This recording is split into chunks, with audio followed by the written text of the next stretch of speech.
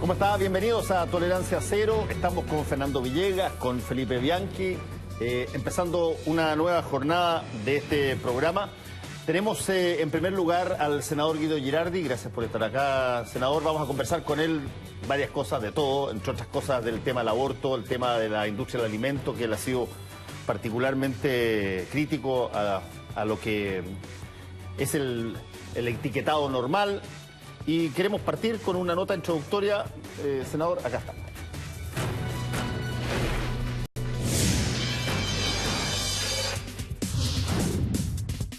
Que las confianzas internas están dañadas, que hay escasa conducción política y que varios en su foro interno añoran un cambio de gabinete es el escenario que impera en la nueva mayoría. En las últimas semanas, las relaciones se han tensionado más que nunca en lo que va corrido de gobierno.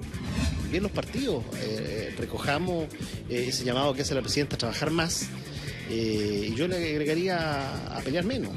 La verdadera posición de la presidenta Bachelet está en la mayoría, porque con una falsa lealtad o con un malentendido de la lealtad, la democracia cristiana, ¿no es cierto?, en vez de poner el equilibrio, está defendiendo lo indefendible, lo que no creen. Los números no dejan contento a nadie. Tanto en el oficialismo como en la derecha aumentaban las caras largas. La DIMARC registró en un 47% la desaprobación a la gestión de la presidenta, que por primera vez supera su nivel de aprobación.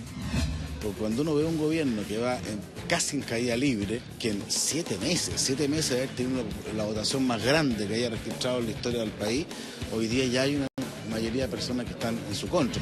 Pero no solo las rencillas políticas son los que han marcado la pauta. Temas que afectan directamente a la ciudadanía y a los que no se les hinca el diente reaparecen con fuerza. Es el caso de una niña de 13 años que fue violada y que resultó embarazada con un embrión inviable. De emergencia, el bebé nació y se cumplió el pronóstico de muerte. Y ahí está, una vez más, el debate sobre el aborto terapéutico. Es muy importante que esté disponible el aborto por razones de salud, que en este caso se aplica por las causales de violación y de feto mal formado. La discusión del aborto en Chile se empantana una y otra vez y todavía no hay un debate serio. ¿Por qué vamos a cerrarnos un debate de este tipo? Ahora, que lo hagamos bien, ¿no es cierto?, con respeto, con tiempo, sin apuro. Yo creo que esto debiera ser más una moción parlamentaria que un proyecto de gobierno. Otro tema que ha sacado ronchas es la norma sobre la información nutricional que obligatoriamente deberán mostrar los alimentos y bebidas. Desde la industria creen que la nueva normativa no sería realmente informativa en comparación con los actuales etiquetados. Desde el día 1 hemos dicho que el proyecto es un mal reglamento. A ver, yo creo que se puede estar erradamente o equivocadamente buscando una solución que finalmente va a confundir, no va a educar, ni va a permitir diferenciar. Nosotros hemos pedido que el reglamento final realmente logre que los chilenos puedan hacer eso, puedan estar bien informados. Bueno, de eso y de muchas cosas más vamos a conversar con el senador PPD Guido Girardi. A ver, partamos con una cosa que salió hoy día. Qué agradable debe ser para la nueva mayoría el que se sepa exactamente dónde está el problema, porque según el exministro Edmundo Pérez Lloma, el problema de la nueva mayoría es Nicolás Eizaguirre. Debe ser casi un alivio no tener más problemas que ese nomás, ¿o no? Bueno, sería, yo diría, como tú dices, muy fácil y muy entretenido que las cosas fueran así. Y yo pienso que pueden haber muchos problemas. Creo que hacer reformas profundas genera controversia. Y yo tengo una opinión. Primero, creo que las reformas que estamos haciendo en Chile son mínimos democráticos. Y cuesta mucho en una sociedad restablecer mínimos democráticos, porque yo pienso que nadie se podría sorprender, por ejemplo, que uno hablara de educación pública gratuita y de calidad cuando Francia lo tiene desde la Revolución Francesa. O, por ejemplo, plantear que en Chile las empresas paguen impuestos a la utilidad de las empresas cuando todo el mundo pagan. En Estados Unidos incluso pagan 35% de impuestos a la utilidad de las empresas. Y con esta reforma vamos a quedar con una carga tributaria de 21 puntos del producto. Se está hablando de mejorar o tener una constitución democrática. Yo pienso que nadie podría aceptar, por ejemplo, que los españoles seguir viviendo con la constitución firmada por Franco, los italianos por Mussolini y los alemanes por Hitler. O sea, tener una constitución democrática es, yo creo que es de la esencia de un mínimo de derechos. Chile es un país que tiene privatizados los derechos de agua. Somos el único país del planeta donde los derechos de agua son propiedad privada y no son un bien nacional de uso público.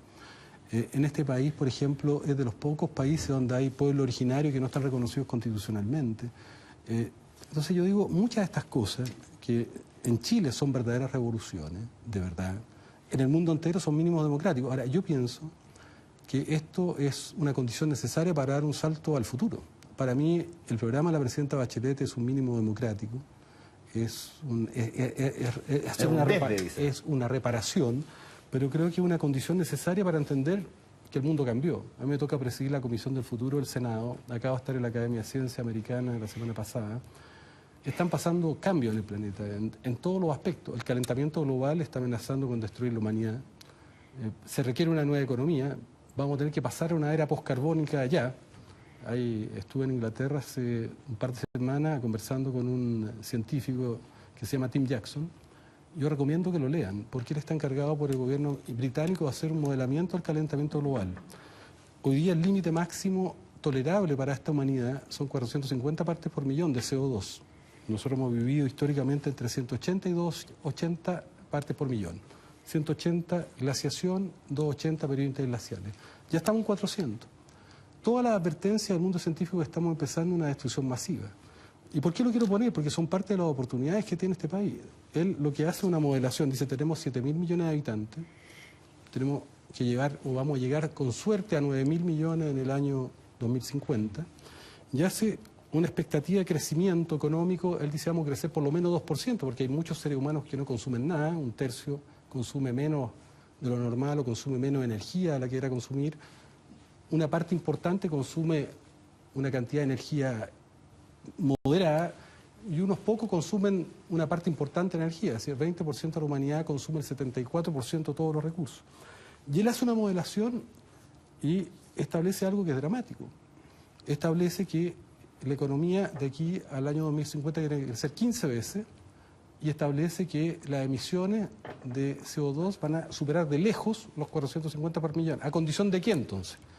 Entonces él dice, la única variable que puede manejarse es la intensidad de carbono producida, porque tú no puedes parar el crecimiento poblacional, no puedes dejar a la gente morir de hambre.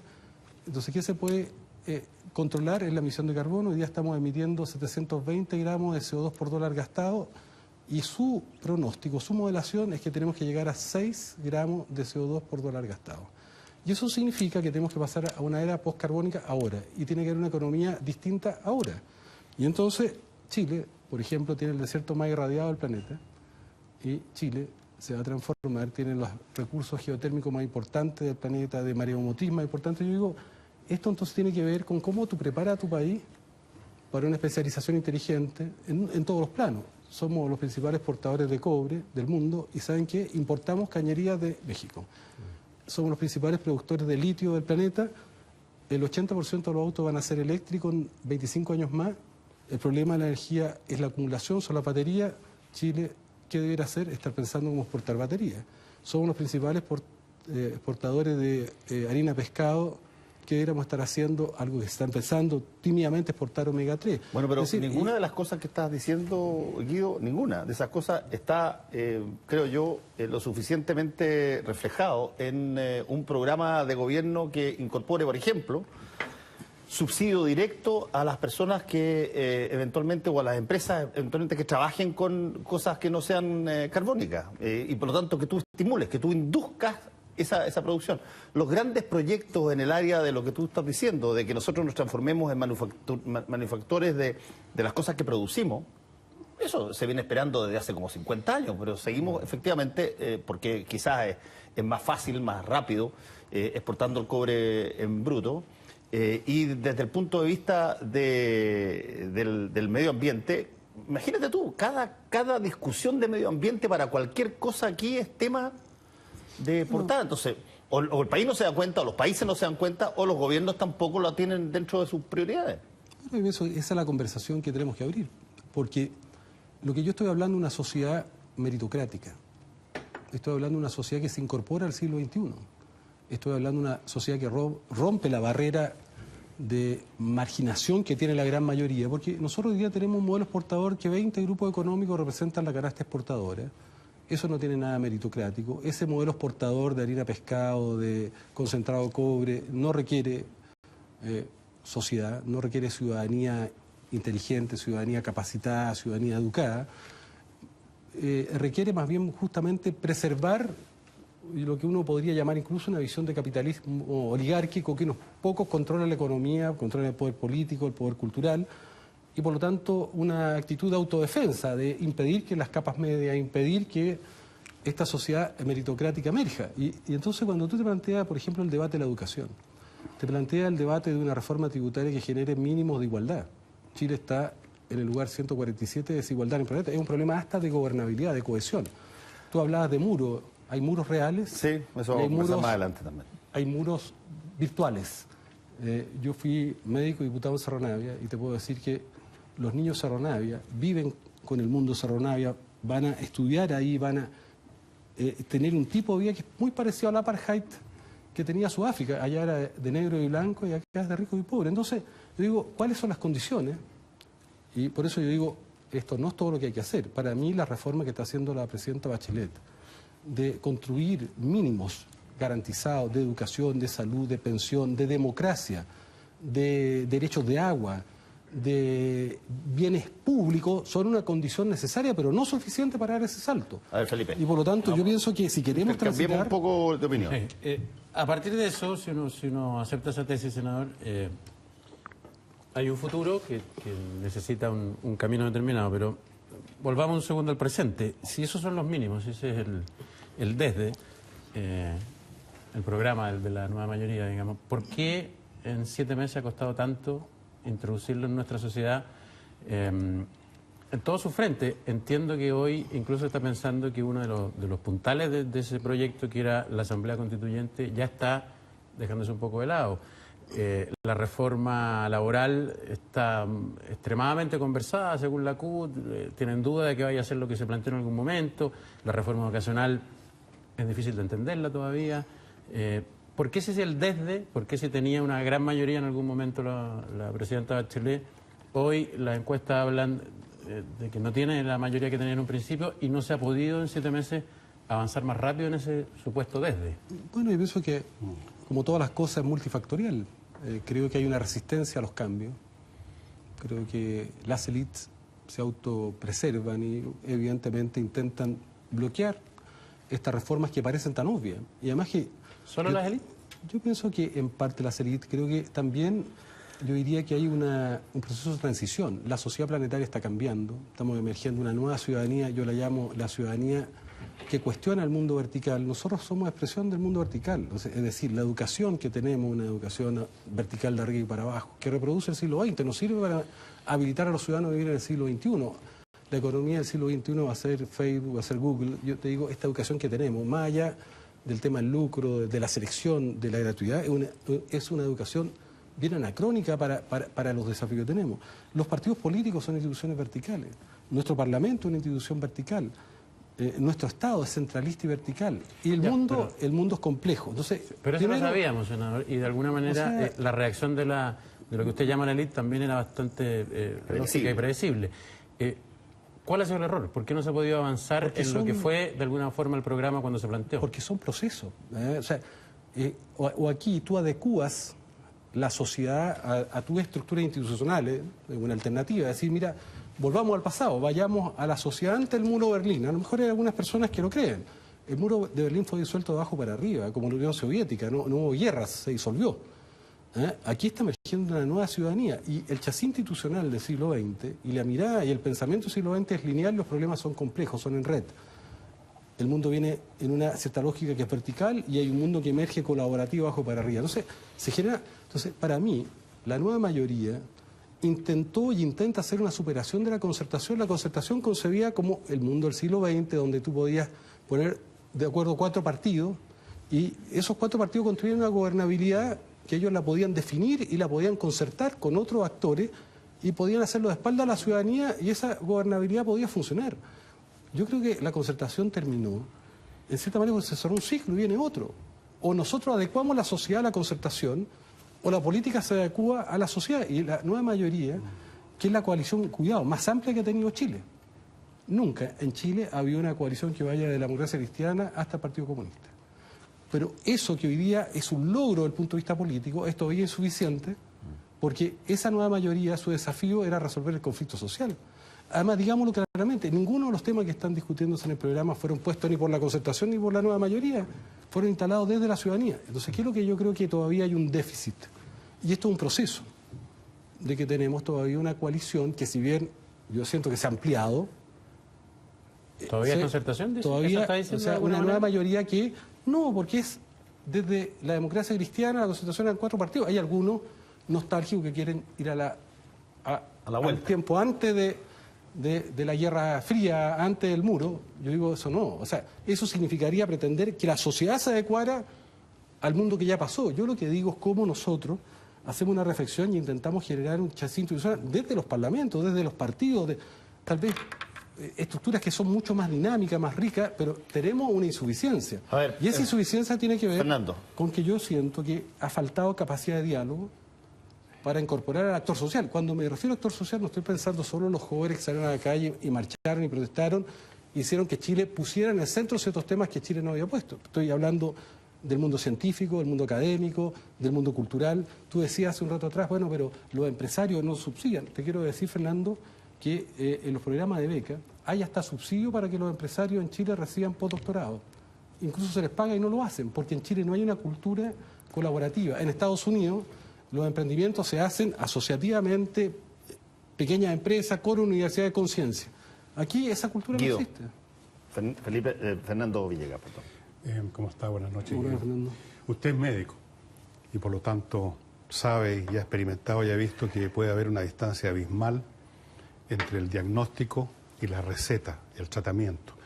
Uno puede hacer un buen diagnóstico como el que hizo usted al principio y señalar una serie de puntos que son necesarios atender, no solo para el país, sino que para la humanidad.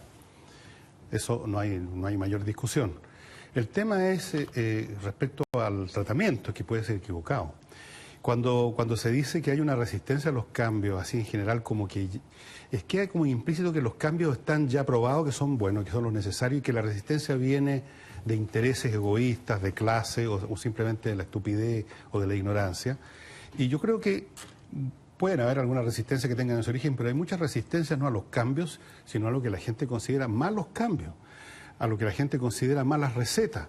No necesariamente uno puede suponer, Guido, de que ustedes ya descubrieron la fórmula, que tienen clara la película y que el problema entonces es que hay gente que se resiste a eso por intereses corporativos, otros porque no entendieron, otros dicen que es porque se ha comunicado mal, que es un poco una tesis que ha estado circulando, otros que hay que trabajar más para empujar esta solución que ya, por supuesto, tácitamente se sigue pensando que es la correcta.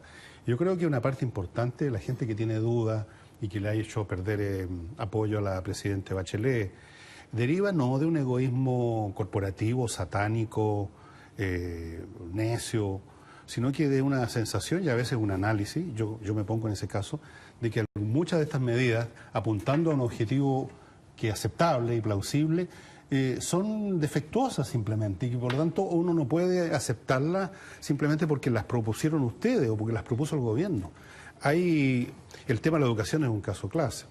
Ahí no se trata simplemente que nos vamos a oponer porque yo tengo acciones del colegio. Esa es una visión maniquea, los buenos y los malos, los egoístas contra los justos de este mundo que quieren salvar al país de una explosión social. La verdad es que mucha gente piensa que son erróneos los caminos o algunos de los caminos que se están siguiendo y que hay que corregirlos. Y se oponen a las malas medidas, porque como usted como médico sabe, un mal tratamiento es peor que la enfermedad. O sea, si a uno le diagnostican que hay que cortarle la pierna equivocada, la cosa no tiene vuelta después. Entonces, yo creo que faltaría un poquito más de ir a la raíz de este asunto, Guido, a la gente que está gobernando, en el sentido de ver, de reexaminar estas cosas que ya parecen axiomáticas, que están como probadas y en realidad no las ha probado nadie, y no endosar todos los problemas de la resistencia al cambio a una cuestión, por así decirlo, gremial, o de pura ignorancia, o de susto, o lo que sea, una cosa subjetiva.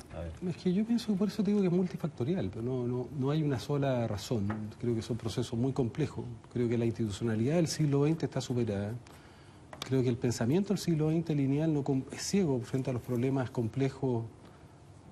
Por ejemplo, la salud ya no se resuelve en los hospitales. Se resuelve en el tipo de ciudad que tú tienes, si tienes ciclovías, si tienes áreas verdes. Eso es lo que define la salud hoy día. Cuando una persona llega infartada al hospital ya es tarde. hoy día la violencia no se resuelve solo con represión, tiene que ver con los modelos que tienen los papás. Si los papás se insultan delante de los niños, desde que los niños son muy pequeños, se golpean o los golpean, ¿cuál es el modelo de convivencia que aprende el niño cuando sale a la calle para resolver un conflicto? Y después nos preguntamos, bueno, ¿por qué pasan tantas cosas como las que ocurren? Además de todos los problemas de autoestima que le genera ese niño. Entonces yo digo, falta complejidad, y la complejidad es problema de que el mundo del cual venimos, los problemas son lineales, la solución es lineal y no complejo. Ahora, yo creo que esto hay que mirarlo en perspectiva. ¿Y cómo lo miraría yo? Yo diría, primero, el programa no es un invento. El programa de resultado, te guste o no te guste a mí o otro, es de una conversación democrática, es de un debate democrático que fue resuelto por los ciudadanos. En segundo lugar, yo me plantearía lo siguiente, ¿cómo se resuelve la conflictividad social? Y entonces hay dos caminos. Tomamos el camino del disciplinamiento, es decir, aquí hay un problema de disciplina, y el problema de la política es la diferencia, la diversidad. Y entonces, muy bien, podemos volver a la lógica. La concertación fue más disciplinamiento que tolerancia, y eso puede ser un camino, pero yo pienso que ese camino es volver a lo mismo, es decir, volver al pasado y adaptar a la sociedad a un molde que la sociedad no va a entrar en ese continente, va a quedar fuera. Y la política se está transformando irrelevante, porque la política tampoco está resolviendo temas que tienen que ver del día a día, y va a resolver menos del futuro. Entonces, Guido, ¿cómo tú compadeces eso que tú estás diciendo con una situación práctica, fáctica? Que tú empiezas a ver que una aprobación gigantesca que significó que se ganaran 3 elecciones seguidas, municipales, parlamentarias, presidenciales, por tremendo volumen, que dio mayorías en las 2 cámaras por primera vez en mucho tiempo, de pronto se empieza a desmenuzar, se empieza a desmembrar, porque uno podrá decir que la gente, qué sé yo, puede no entender la reforma, pero resulta que son las personas, son la gente finalmente las que tiene que vivir las situaciones. Bueno, por eso digo, ¿cómo se construyen caminos solución? Yo pienso que hay que construir caminos de más diversidad. Uno podría decir a la nueva mayoría le sobra diferencia, pues yo digo, le falta diferencia porque los ciudadanos, que constituyen una parte importante de la diversidad chilena, no están todavía y no se sienten parte de la nueva mayoría. ¿Y cómo resolvería lo que está hoy día pasando? Entonces yo lo que creo es que, primero, creo que tener un 47% de apoyo en estos tiempos, creo que una mayoría es un número de personas y de capacidad, de entusiasmo muy importante. Yo lo que creo es que se generan muchas cosas. Creo que nosotros tenemos que mejorar la calidad de nuestra política. Creo que el mundo parlamentario y el mundo político, por eso yo he llamado a construir una hoja de ruta, más de responsabilidad nuestra que del gobierno, porque creo que hay gente, siempre hay una sospecha de la política, hay una sospecha de lo público, es un inherente a la privatización de los bienes públicos. Una de las herencias de Pinochet y de la dictadura es que se privatizan los bienes públicos y se sospecha todo lo público. Tú vas a Estados Unidos y los ciudadanos americanos sospechan de la reforma de salud pública Obama porque es parte de su cultura individualista, pero eso nosotros estamos un poquito contaminados con eso. Entonces yo digo, ¿qué es lo que, por lo menos yo creo que es importante generar ciertas claridades? Y por eso yo planteo una bajo ruta. ¿Qué quiere decir? Hay gente, con legítima razón, que quieren ir un poco más allá o que se cumpla el programa y dicen, ¿saben qué? Tenemos temor de que no va a haber reforma constitucional o, como tú decías, no va a haber reforma laboral. Y hay otros que tienen otros temores. Tienen temores que apoyaron la propuesta de la presidenta Bachelet, pero estos señores quieren ir mucho más allá del programa. Entonces lo que yo planteo es que nosotros mismos nos ordenemos y establezcamos una hoja de ruta. ¿Qué quiere decir? Que el país sepa, no solamente el mundo de la política, que ahora se va a discutir la reforma educacional, que la reforma sobre el tema laboral se va a discutir en un determinado momento, que la reforma constitucional se va a discutir en otro, que se va a hacer la reforma a la CISAPRE, a la AFP, la reforma de recuperar los derechos de agua. Y después ahora, yo digo... Perdón, senador, es que eso era lo lógico. O sea, había un problema de comunicación, había un problema de cómo pensar en transmitir eso. ¿Sabes lo que pasa? Que cuando tú, en 7 meses, porque está bien, yo acepto las críticas, pero creo que ha habido acá la capacidad de, en 7 meses, plantear reformas que no se pudo, por distintas razones, plantear en 25 años. Entonces, yo también creo que aquilatemos la magnitud de los procesos. Y estos son procesos complejos, cada una de estas reformas por sí misma. Mira, solo si hablamos de aborto terapéutico o solo si hablamos de etiquetado tiene un cosmos de problemas y de situaciones. Ya, pero perdón, esa hoja de ruta, ¿quién la hace? Bueno, ¿la presidenta? Yo pienso ¿La que hace una el Congreso? ruta que hay que hacer. ¿Está de acuerdo en que la conducción política es lo que falta, como dice la democracia cristiana? Yo pienso que lo que falta es que tengamos una hoja de ruta que clarifique a todo el mundo en qué contexto estamos, cuáles son las reformas que se van a hacer, cuándo se van a hacer. Yo soy partidario, es más, de en algunos ámbitos precisar hasta dónde vamos a llegar. Te pongo un ejemplo. Yo soy partidario de hacer una reforma profunda a las AFP y a las ISAPRE, que son las instituciones del abuso en este país, que han tenido las ISAPRE utilidades a expensas de dañar la salud y la vida de las personas. Entonces, que practican, que violan el juramento hipocrático, que no quieren atender a los enfermos, que suscribimos los médicos, que violan la Constitución, porque discriminan a vista y paciencia a todos, discriminan a los niños, a los enfermos. Bueno, yo digo, hay una propuesta de una comisión, pero es evidente que puede generar incertidumbre hasta dónde se quiere ir. Se puede ir desde eliminar a las ISAPRE o hasta hacer una regulación. Entonces digo, precisemos esos temas.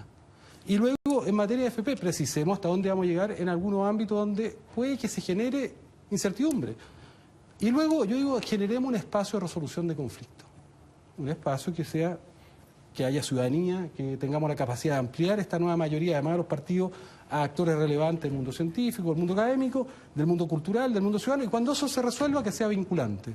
¿Por qué? Porque tenemos que tener nuevos mecanismos, porque el mundo cambió. Ya, pero esa es la idea. ¿Quién lleva esa bandera? Bueno, yo pienso que esa bandera la tiene que llevar fundamentalmente el gobierno, la tienen que llevar los partidos de gobierno, la coalición de gobierno. Si esto es una tarea... Es obvio, pues si son los que proponen, ¿cómo lo va a llevar la oposición eso? No, por supuesto. O sea, no lo han hecho. Es que ¿sabe lo que pasa? Que este es un proceso experimental en el mundo entero. ¿Sí? El mundo cambió. Ya la sociedad...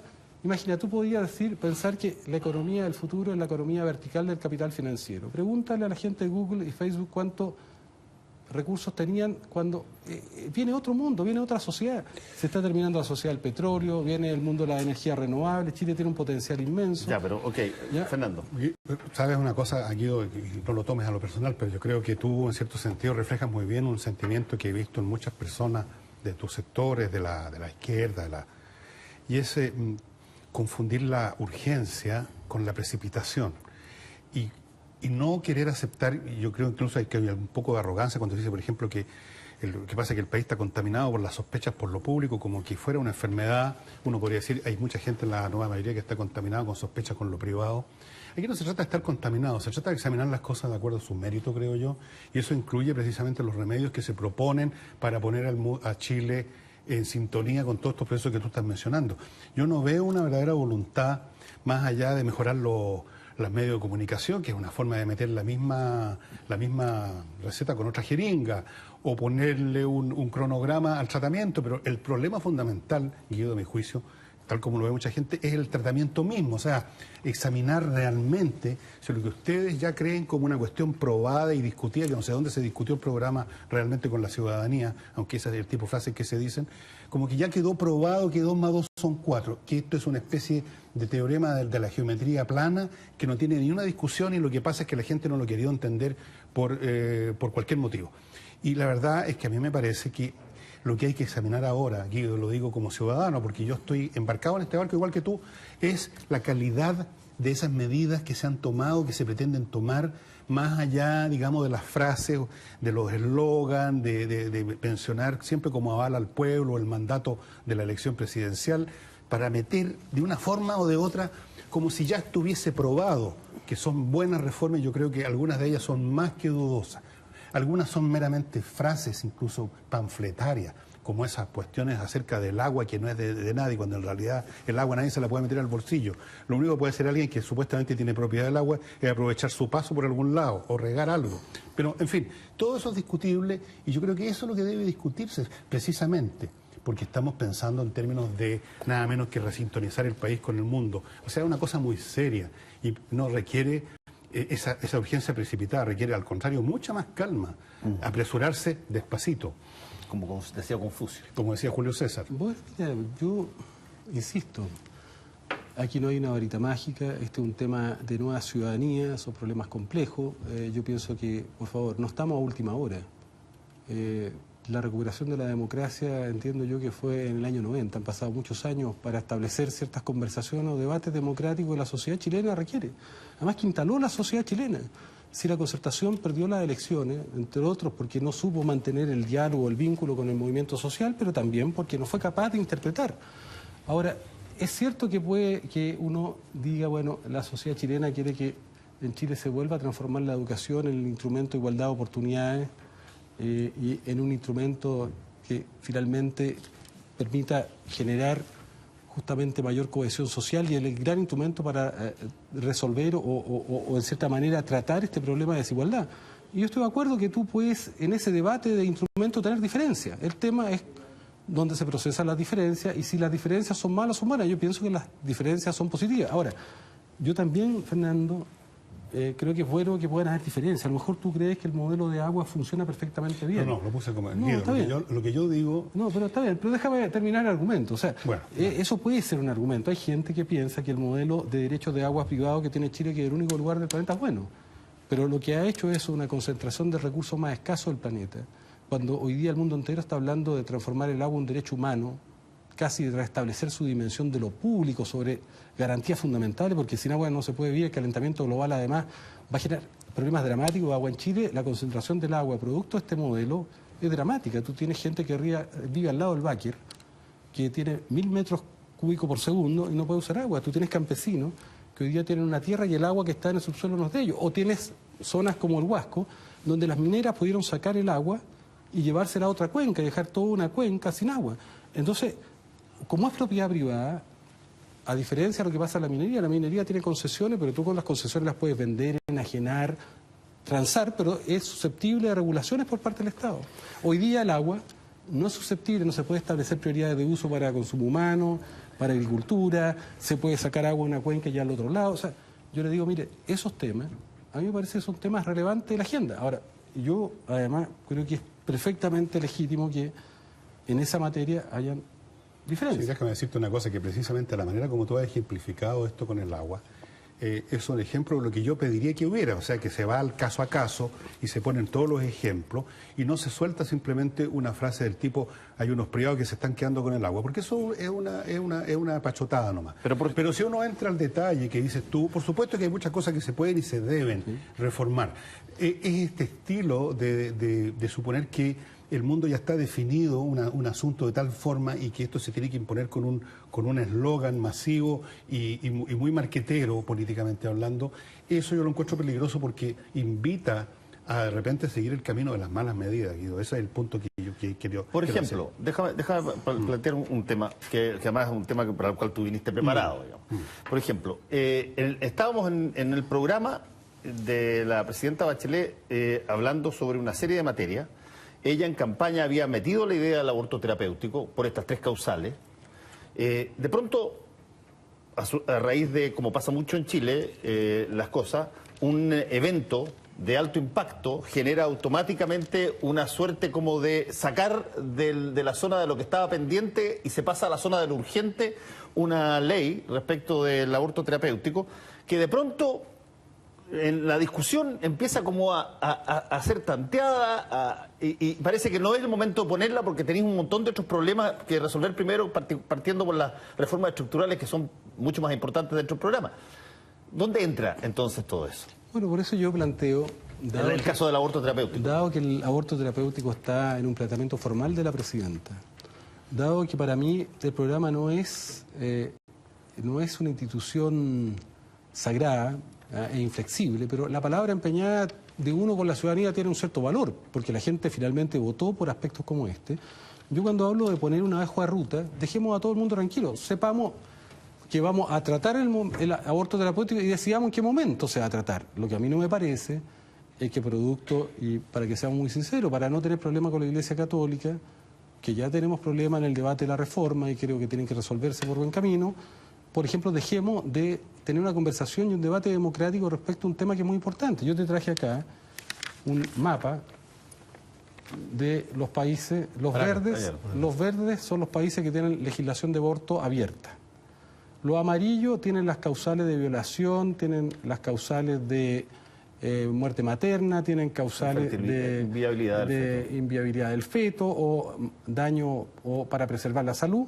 Y los negros son los que no tienen nada. Chile, miren, en el mapa, es uno de los 4 países, junto con Nicaragua, que no tiene ningún tipo de legislación. A mí me parece que esto, más allá del debate cuánto tiene que entrar, Fernando, me parece que es un atentado a los derechos humanos de las personas, al derecho a decidir de las personas.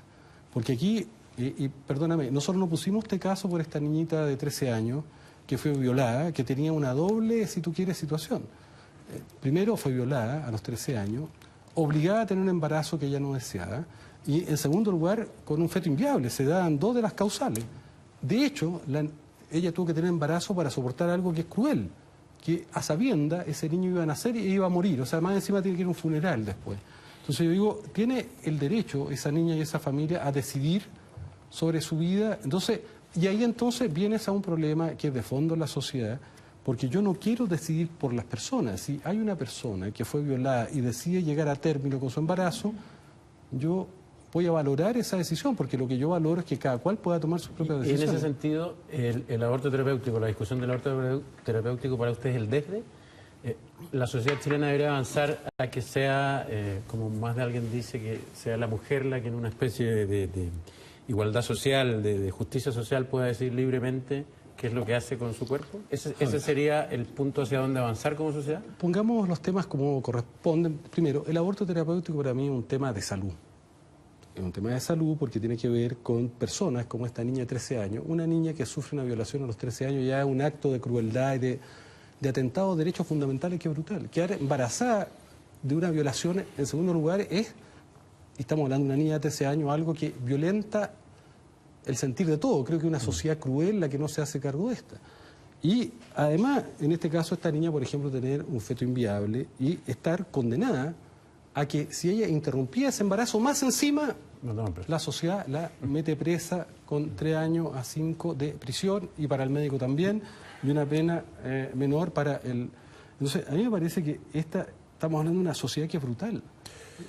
Ahora, si tú quieres ir al tema de la discusión de fondo, a mí me parece que es necesario discutirla. Yo estoy dispuesto a discutirla, porque creo que uno no debe rehuir los temas. Entonces, hay una discusión que es entre filosófica, religiosa. Quería, si me permiten, sí, quería eso porque me parece a mí, yo creo que nos parece a todos los chilenos en general, que si el aborto se tiene que producir por razones médicas obvias, digamos, ahí no está ahí la discusión. La discusión en el fondo va a aparecer como tal y ahí va a entrar a jugar el tema de las libertades, de los derechos de las personas a decidir, cuando en realidad no hay una razón médica poderosa que lleva a interrumpir un embarazo, porque ahí, digamos, no es una cuestión de decisión, es una cuestión de vida o muerte. Entonces, el aborto, digamos, para ponerlo en puro, la gran discusión va a ser si las mujeres, simplemente sobre la base de su definición personal, pueden interrumpir un embarazo en cualquier condición. Esa es la cuestión central, que es la que temen, creo yo, muchas personas cuando discuten incluso estas regulaciones básicas médicas, porque temen que se abra una puerta que luego se va a convertir en un desplome de un dique. Yo no digo que va a suceder o no, pero creo que la discusión de fondo está en la cosa que va más allá de razones de que la guagua va a nacer muerta igual o que se va a morir la mamá. Bueno, eso son cosas tan obvias que de hecho en la práctica diaria en los hospitales se toman decisiones. La cuestión es, ¿van a tener derecho? ¿Cree usted que las mujeres tienen derecho simplemente por su sola libertad a tomar la decisión de vida o muerte sobre un embarazo normal? Sí, pero Fernando, yo creo que la pregunta es buena, pero omite una situación de realidad. Que nosotros tuvimos una legislación de aborto terapéutico en 1931, una legislación que fue aprobada democráticamente por un parlamento que sobrevivió a distintos tipos de gobierno, de derecha, de centro, de izquierda, y que fue derogada por Pinochet en un acto no democrático, se dice que a petición del cura Jun, en la defensa de la vida. Pero yo creo que habla de lo que pasa en Chile cuando ni siquiera tú tienes un mínimo. Porque tú estás de acuerdo conmigo que una niña como esta chica de 13 años tenía derecho a interrumpir el embarazo y no por eso ir a la cárcel. Pero fíjate que el hecho de que esta cuestión existía en el año 31 o se interrumpió... El 89. No, 1989 cambió. Se legisló. El punto que te estoy preguntando, hasta el punto que te estoy preguntando, Girardi, no tiene nada que ver con la historia de esta ley o cómo se distribuye en el mundo, sino que tú, ahora y aquí, ¿consideras que los derechos de las mujeres a asumir sus libertades y su vida les darían eventualmente derecho a interrumpir un embarazo normal? No hablemos de estos casos así, normal. Sí, pero espérate, pero es que contesta eso. Yo te voy a contestar, pero me parece que lo que tenemos que poner, rato, así que tenemos que poner el punto es que lo que está planteando la presidenta Bachelet son estas 3 causales. Sí, yo te lo estoy planteando aquí. ¿Y qué es lo que considero yo? Yo considero que es evidente que aquí hay una discusión que trasciende lo político, que es una discusión filosófica y que tiene que ver con el estatus que se le da al ADN. Si, lo voy a plantear desde mi punto de vista. Si el ADN y sus aminoácidos que lo conforman es lo que constituye la dignidad moral. Yo te digo, esa es una visión legítima, pero es una visión que tiene que ver con que se supone que eso tendría alma, es una visión religiosa que yo respeto, sobrenatural si tú quieres, pero uno no legisla sobre lo sobrenatural. Porque yo a mis hijos les digo que nosotros somos el mundo del ADN, les enseño que somos hijos de la bacteria, que somos hermanos de las plantas, y no veo que haya el mismo respeto para el ADN en todos los casos. Para mí, la persona es persona cuando nace, cuando es persona, cuando es individuo. Bueno, entonces, es que ahí tiene un cambio absoluto respecto de lo que piensa mucha gente. Pero eso no es el programa, lo que pienso yo. Y yo te pregunto a ti, Fernando, si tú estarías dispuesto a poner tu cuerpo sin tu voluntad a disposición de Felipe para salvar su vida. O sea, ¿por qué la mujer tiene que estar dispuesta, sin su consentimiento, a anidar o a ser violada o a tener un coito sin su consentimiento? A mí me parece que estamos hablando de temas que son complejos. Ahora, yo creo que de lo que se trata acá es que cualquiera pueda resolver estos temas con ciertos principios, y por eso que en el mundo entero esta situación verde donde hay aborto abierto, que no es lo que se está discutiendo en Chile, pero que las personas son personas y tienen derecho a tomar sus propias decisiones. No, sin duda. Ahora, y eso evidentemente es debatible. Déjame hacerte una última antes de terminar. ¿Tú sientes que respecto de lo que está pasando ahora, se tiene que esperar a que eventualmente las encuestas caigan más para poder hacer algún tipo de cambio en el gobierno o no? Yo pienso que hay que mejorar las cosas. Creo que la nueva mayoría no puede pretender que el proceso evolutivo de ser coalición en un tiempo donde la sociedad está cambiando se reduce a que porque tiene el Partido Comunista, la democracia cristiana. Yo quiero más diferencia. Creo que tenemos que ser capaces de administrar y resolver las diferencias. Creo que lo que no podemos hacer es instaurar el disciplinamiento y el aniquilamiento de la diferencia, como se hacía antes. Ahora, ¿cómo se hace eso en la práctica? En la práctica yo pienso que hay que tener más diálogo en el mundo social, hay que incorporar más a la academia, a los científicos, al mundo cultural en nuestras decisiones. Muchas veces se toman decisiones donde, por ejemplo, tú hablabas de la calidad de los instrumentos, ¿no? Bueno, pero en Chile hay mucha gente que ha trabajado mucho desde el punto de vista académico y científico sobre el tema educación. Y me parece que, por ejemplo, falta más debate y más diálogo justamente con aquellos que también pueden aportar y con la gente que tiene... el punto que te estaba haciendo. ¿Y eso se va a hacer en el Senado? Nosotros en el Senado, Fernando, hemos tratado de hacernos cargo de esto. Tú sabes que creamos la Comisión del Futuro, tenemos... No, me refiero a la reforma educacional. ¿Se va a hacer en el Senado lo que tú estás diciendo? O sea, yo espero que nosotros podamos ir trabajando en un proceso cada vez más colaborativo, de abajo para arriba, con todos los actores, porque creo que tenemos que resolver problemas complejos y saber cuál es la problemática, la complejidad respecto a lo lineal, que lo lineal tú tenías recetas y los problemas complejos no tienen recetas, hay que construir soluciones y esas soluciones las tenemos que construir entre todos y yo digo, a mayor diversidad y a mayor capacidad de mirar con ángulos distintos, menos ceguera vamos a tener y más posibilidad de corregir errores vamos a tener. ¿No creas tú que la nueva mayoría inventó el análisis multifactorial? Eso más dijo que hacer pipí para adelante, te advierto. Por si acaso, no quiero inventar nada. Porque pareciera como que desde Bachelet para atrás todo el mundo eran unos tontos que tiraban simplemente una línea y la verdad es que el análisis multifactorial yo lo estudié en la universidad, seguramente tú también lo estudiaste en física, sí, y es súper viejo. Y cualquier político bueno lo ha hecho siempre, el problema es que a veces las medidas son unilaterales. Senador Guido Gerardi, gracias por haber venido. Vamos a estar muy atentos a ver lo que pasa en esta Comisión Futuro también del Senado. Bueno, la última cosa, nosotros firmamos un convenio que todas las universidades pueden opinar de los proyectos que tramita el Senado, de cualquiera, por derecho propio, y pueden proponer proyectos de ley, el mundo científico y el mundo académico. ¿Por qué? Porque Chile necesita volver a juntar actores que no conversan, la política con los ciudadanos, con el mundo científico, y ese es el problema que tal vez tenemos que avanzar también en ampliar esta nueva mayoría para que de verdad sea nueva mayoría. Muchas gracias, senador. Así es.